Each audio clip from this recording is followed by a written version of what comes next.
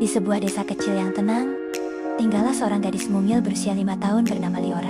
Tubuhnya kecil, pipinya bulat, matanya besar, dan jernih. Setiap sore, Liora selalu duduk di tepi sungai.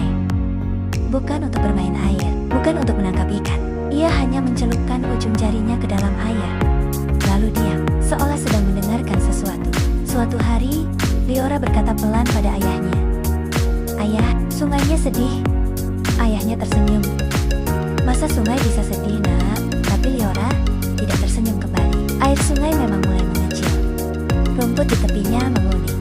Ikan-ikan kecil jarang terlihat. Sore itu, Liora kembali duduk sendirian.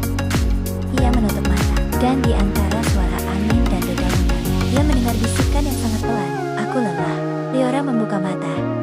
Air sungai mengalir pelan sekali. Malamnya, Liora menggandeng tangan ayahnya. "Ayah, sungainya susah napas." Ayahnya terdiam. Ia mengikuti Liora, menyusuri aliran sungai hingga ke bagian hulu. Di sana, mereka melihat tumpukan ranting besar, tanah longsor kecil, dan sampah yang menghalangi air.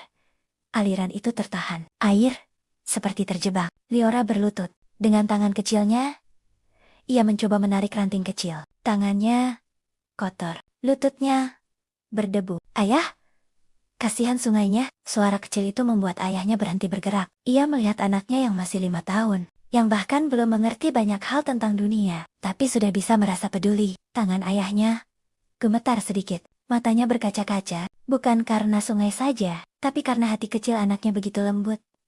Ayahnya menoleh, mengusap cepat sudut matanya. Lalu ia berlutut di samping Liora. "Iya, kita bantu sama-sama ya." Keesokan harinya, ayah mengajak beberapa warga desa. Awalnya, hanya sedikit, tapi perlahan, semakin banyak yang ikut. Mereka membersihkan aliran sungai, menanam pohon kecil di tepinya. Beberapa minggu berlalu, air kembali mengalir, lebih deras, rumput kembali hijau.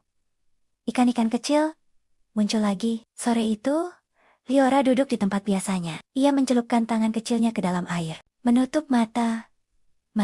Kali ini, tidak ada suara lelah. Yang terdengarlah aliran yang ringan dan bahagia. Ayahnya berdiri beberapa langkah di belakangnya, melihat putrinya yang kecil itu tersenyum sendiri. Dan untuk kedua kalinya, mata ayahnya kembali basah.